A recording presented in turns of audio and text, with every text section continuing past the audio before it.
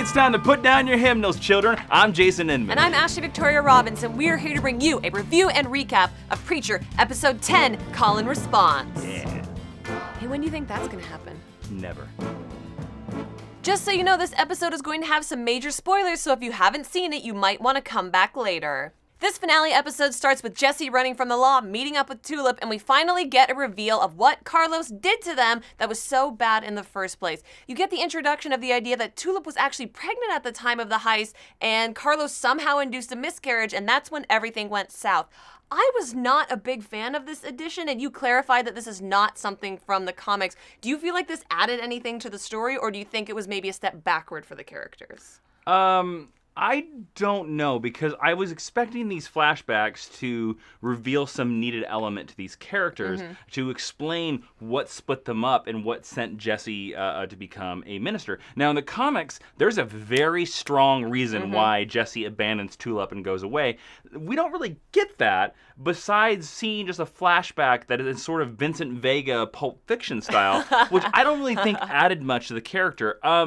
Now, we do have to respect that the loss of a child is a serious thing. It is, and we are not making light of that in our reactions to it. Now, I do think that there was probably a better choice out there, so I wasn't a huge fan of it, and I still don't feel that this gave me enough for why the characters are where they are when we meet them in episode 1. I agree, and I think for me, it is a device that is used on female characters a lot to weaken them or to give them a heightened emotional state. And again, I'm not making fun of the actual event. I just feel like for Tulip, it was the wrong choice as to why she's so upset at the beginning of the series. But I will tell you something that I did like from this beginning. I love the Confederate guy's house. What's his name? The Confederate guy whose house he's hiding out in. Yeah. I liked him in this episode, how he felt like, how he was completely on Jesse's side, and they were both helping Jesse out this entire episode. Yeah, him and his wife. It was a really interesting turn for that whole relationship between those three characters. Then we cut to the local jail where Root figures out that Cassidy is a vampire. He tests it by shooting him a couple times before letting him go because Cassidy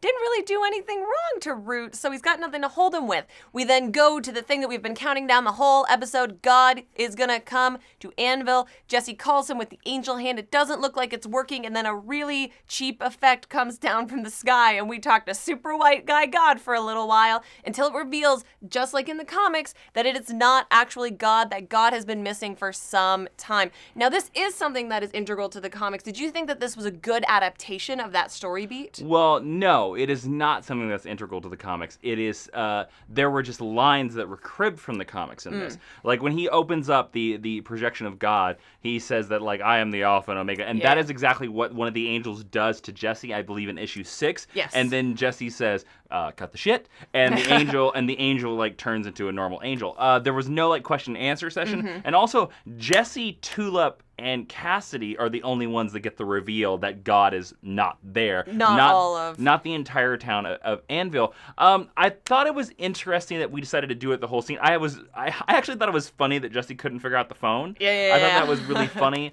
And everybody's questions I thought were very interesting, but like, yeah, I did think it was a little weird that they decided to go so cheap with the effect, like, because you could tell that the person just had a fake beard and a fake thing, although that does fit in with what they did to the pilot when they did the 1950s kind of style thing where they showed Genesis, like, going through the universe, so it's sort of a style.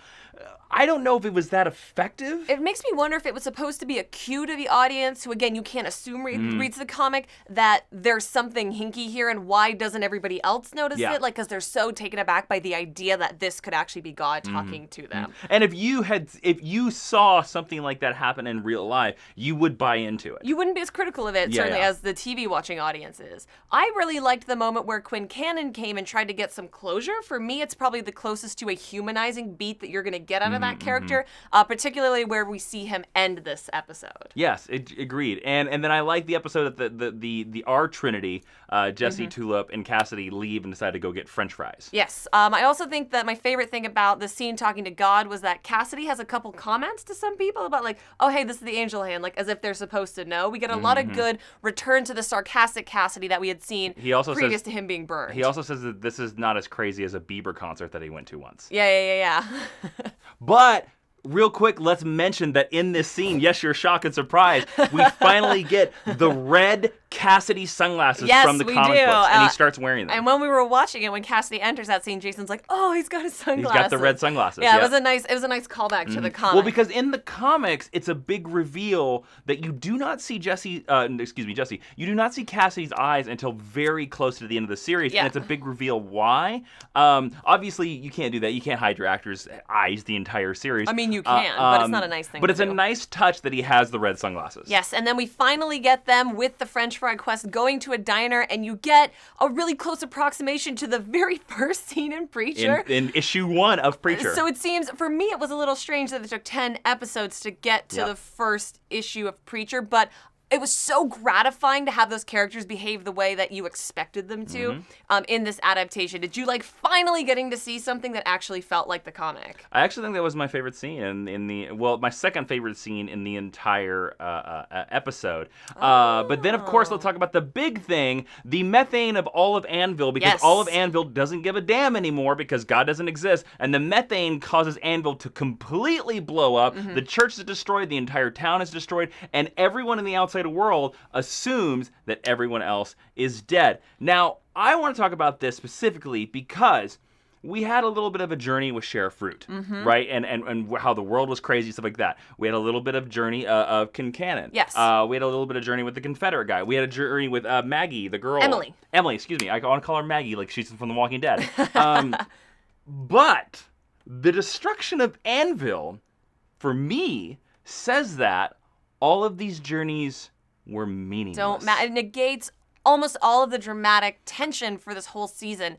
I will say, though, I do appreciate that it was the methane because that is something that was established from the pilot. Yeah. And I didn't actually know what that was. You had to tell me. So I appreciate that. That was something that had been planted since episode 1, even if it didn't pay off for me in a wholly satisfying way. Yes, I also will just think that, and I'll talk a little bit more. Yeah. Like, I kind of felt like a lot of the stuff that we spent this entire season watching didn't matter. The only stuff that mattered was Jesse, Cassidy, and Tula. Right, so that leaves you with the question, or leaves me with the question of why didn't we just start with them in the diner all along? In episode 1. And let's talk some more about in the rating. So like Jason said, this is the part of the episode where we give you our rating. Now today we're going to do it a little bit differently. We are going to rate the individual episode, and we are going to rate the season overall. So on a scale of 1 to 5 Sheriff stars, Jason, how would you rate both this episode and the first season of Preacher?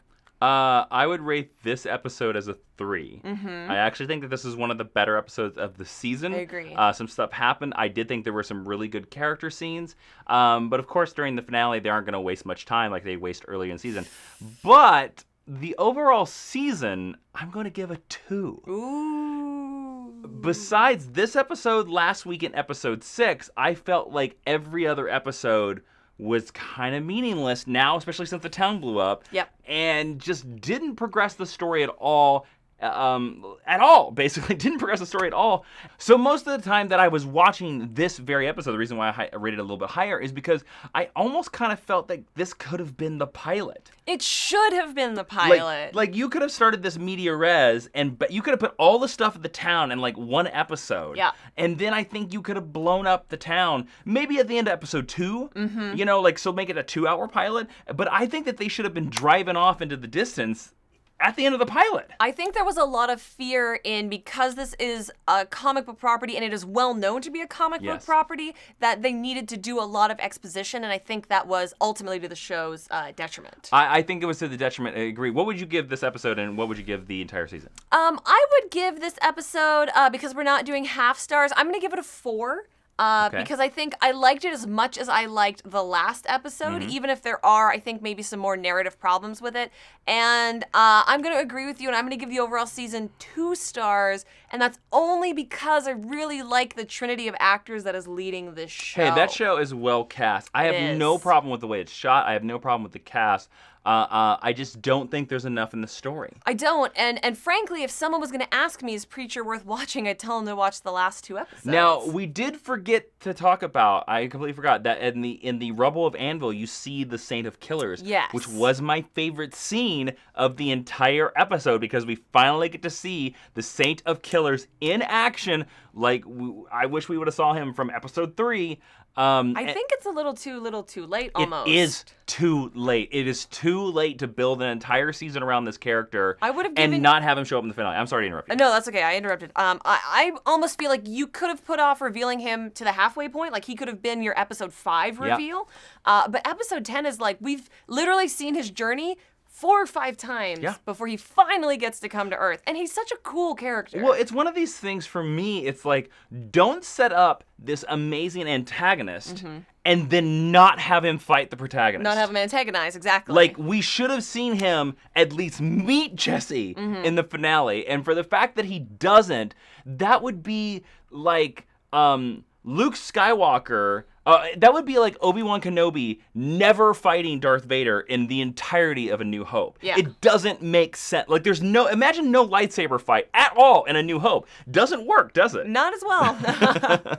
Now let's roll right into our predictions. This time we are definitely predicting for the 2nd season of Preacher, which has been announced. We feel pretty safe making these thoughts known publicly. Jason, what do you think is going to be coming up next year on Preacher? I mean, do you think the writers are going to steal ideas from us? I didn't have a good thought to close that out on, so I just went with it. I would like to say that I think Jesse is going to meet the Saint of Killers in episode 1. Do I think that's going to happen? No. I think now that the entirety of season 2 is going to be issues 6 and 7 of the comic book, where the entire season is just going to be the Saint of Killers chasing them, and they won't actually have their confrontation until the final episode. Because for me, the final episode of season 2 should set up the legend and the story behind Jesse's grandmother and the truth behind his dad's death. Do I think that'll happen?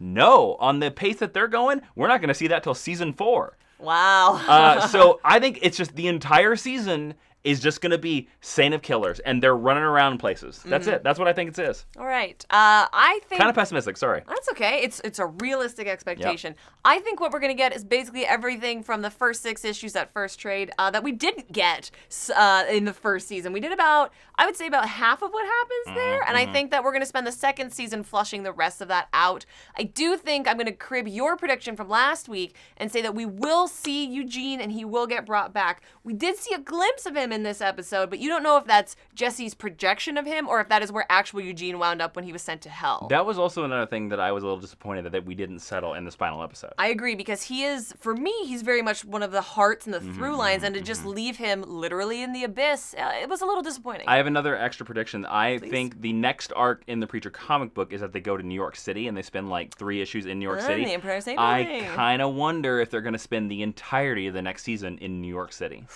So overall, we thought that this was an okay season finale for Preacher, and we got a few really good character moments out of it. If you like this review, just to let you know, it was brought to you by Majorspoilers.com, the comic book website where they love comics, and they know that you do too. Also, if you like it, why not go down there and click the subscribe button to see everything else that we do here on Jawiin, including our podcast, Geek History Lesson, where we teach you all kinds of cool, nerdy, geeky things. Yes, and we're usually not as pessimistic because we like the things that we're talking about. Come at me, comments. Well, that has been it for this season of Preacher.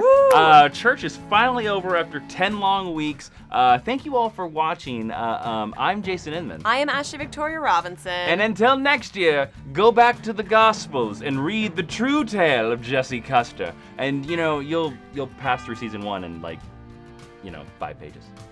Ooh, look at that. That'll never happen. Season 7. Oh.